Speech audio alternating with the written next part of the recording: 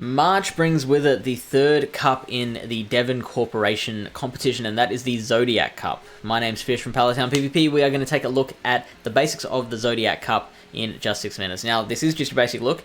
If you want, we have a complete breakdown of the meta, which goes for about an hour, and we go into like every matchup that's relevant and that you could want to know. We live stream that every time a Devon meta or Battle Frontier meta or Go Battle League restricted meta comes along. It's myself and World Championship qualifier Lyle Jeffs. If you want to take a look at that extended complete breakdown, I will throw a link to that in the description of this video, or you can click here. And if you want to take a look at future breakdowns, once we settle on a time, we put that in the Pallet Town YouTube channel under the upcoming live streams section, so you can head there, click on notify me for the ones you want to check out, or just hit the subscribe button, and you'll, like, whenever we schedule them, you should get it on your recommended page. Anyway, here is the breakdown of the basic breakdown of the Zodiac Cup, and I basically break these Pokemon into 3 roles. They are the shield pressure role.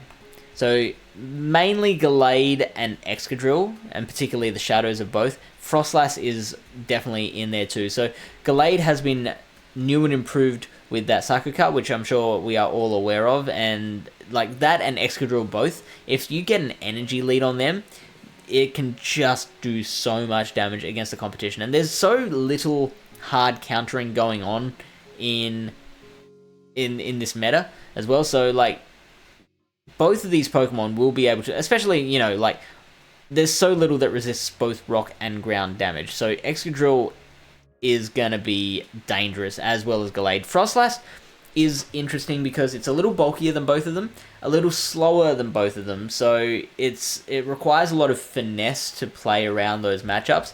It also has a lot more fast move pressure than the other two with its Powder Snow, and we do make a pretty good case for running Triple Axle instead of Avalanche. There are some disadvantages, like you do a lot worse against like the Dark Poisons in the meta, but you also get to ramp up that Powder Snow damage to be able to farm down something like there was one Pokemon that we discovered you could farm down with Triple Axle. I forget what it was, but you'll have to check out the complete breakdown to see what that was.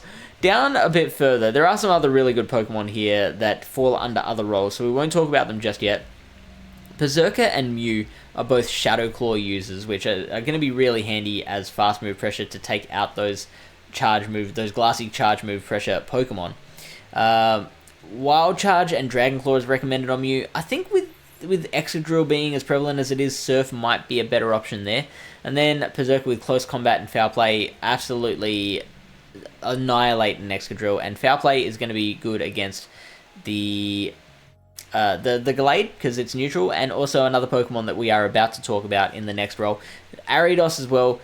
Very hard counters to Gallade. It's one of 2 very hard counters to Gallade, and I think of the 2, this is the better one to go with, and does very well against that secret other Pokemon that I was talking about with Berserker. Let's get to that other Pokemon, and that is the number 1 Pokemon in the meta, the Cresselia. So this comes under the bulky role, and these are Pokemon that can soak up, these are the few Pokemon that can soak up damage from the shield pressure Pokemon. So Cresselia can tank a Shadow Ball.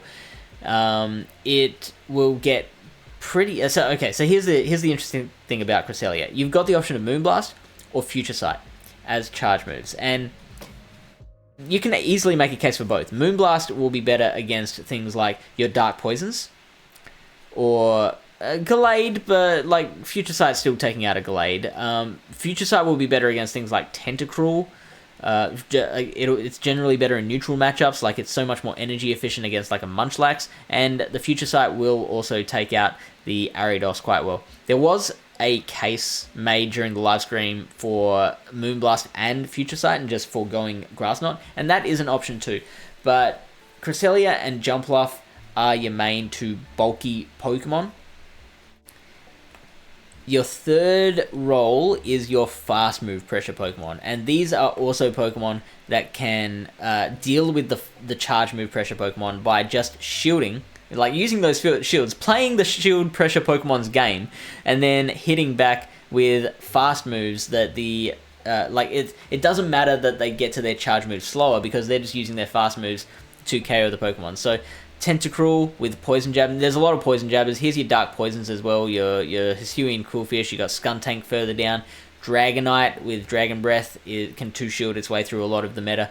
Including the bulky ones like Cresselia and Jumpluff. We've got Zweilous as well that can do a similar thing, although we worked out that Dragonite is better than Zweilous in most situations.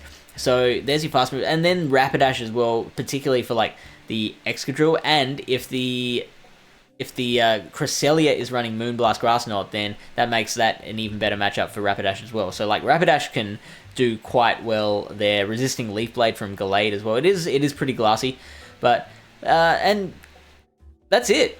That's it. That's the whole meta. That's everything that's relevant. So that's what you have to think about when you're constructing your team. You got your Shield Pressure Pokemon, your Fast Move Pressure Pokemon, and your bulky Pokemon, and you have to kind of find a team that synergizes well between those three and is able to deal with what you would have to assume the other team is doing as well. So that is it for this cup, and good luck. May the leads be in your favor.